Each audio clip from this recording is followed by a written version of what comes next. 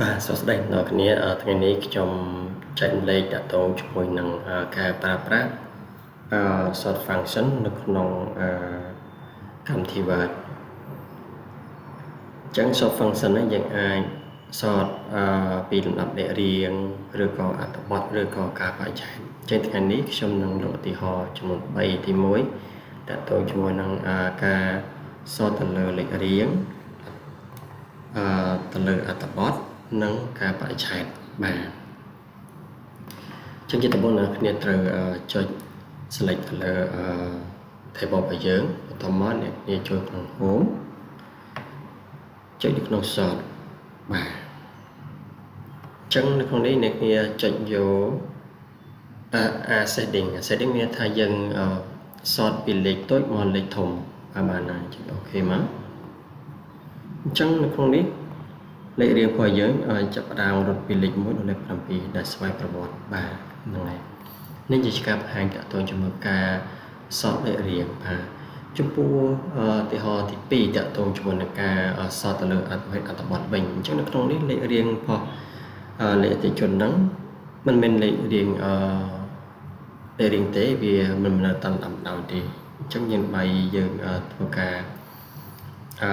sort filter វាអញ្ចឹងជាតំបន់អ្នកនេះត្រូវចុច select ទៅលើ table ហ្នឹងតមកអ្នកវាចុចទៅលើ home sort បន្តមកអ្នកគ្នាទៅជ្រើសយកលំដាប់យកលេខអតិជនដើម្បីយើង filter អញ្ចឹង filter ពីលេខតូចលេខធំបាទអូខេអញ្ចឹងវានឹងរត់ទៅតាម speed អ្នកឃើញហើយមានរត់ពីលេខ1រហូតលេខ7បាទនេះជាការsort ទៅលើអត្ថបទបាទអញ្ចឹងឧទាហរណ៍ចុងក្រោយតាក់ទងជាមួយនឹងការ sort ការបរិច្ឆេទបាទតាមលំដាប់អញ្ចឹងការបរិច្ឆេទរបស់យើងនេះក៏មិនមានតាមលំដាប់ដែរបាទហើយជាបាទចាប់ផ្ដើម sort filter យើង select លើ table ហើយចុច home ចុច sort បន្ទាប់មកយើង select យកថ្ងៃខែណាបាទអូខេមកអញ្ចឹងថ្ងៃខែរបស់យើងដែលបានរៀបចំបានពីលេខ1រហូតដល់លេខ7ថ្ងៃទី1ថ្ងៃទី2ថ្ងៃទី3ថ្ងៃទី4ថ្ងៃទី5ថ្ងៃទី7បាទមិញថ្ងៃខែរបស់យើងគឺមិនបានមានបណ្ដោយចឹងទេបាទជាដើម្បីការយើង sort ទៅលើថ្ងៃខែយើងប្រើ data sort function បាទចំពោះវីដេអូនេះមានចែកលេខប៉ុណ្ណឹងបើសិនតែអ្នកនរគ្នាមានចម្ងល់ឬក៏